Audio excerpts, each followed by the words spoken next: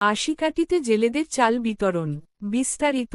চাঁদপুর সদর উপজেলার আশিকাটি ইউনিয়নে নিষিদ্ধ সময়ে জাটকা আহরণ বন্ধে জেলেদের সহায়তার জন্য সরকারিভাবে ভিজিএফের চাল বিতরণ করা হয়েছে।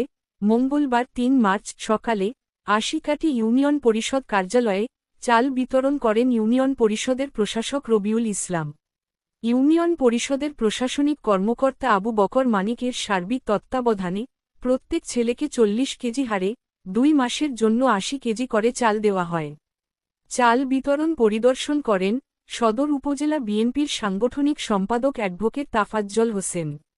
উল্লেখিত সময়ে জেলেগণ যেন নদীতে ইলিশ আহরণ না করেন সেজন্য প্রণোদনা হিসেবে উপকারভোগী জেলেদের মাঝে চাল বিতরণের ট্যাগ অফিসারের দায়িত্ব পালন করেন ইউনিয়ন উপসহকারী ভূমি কর্মকর্তা জাহাঙ্গীর আলম দিদার। এই সময় উপস্থিত ছিলেন ইউপি সদস্য বিল্লাল মাল, হিসাব সহকারী cum computer operator Rubena Akter সহ বিভিন্ন সামাজিক নেতৃবৃন্দ।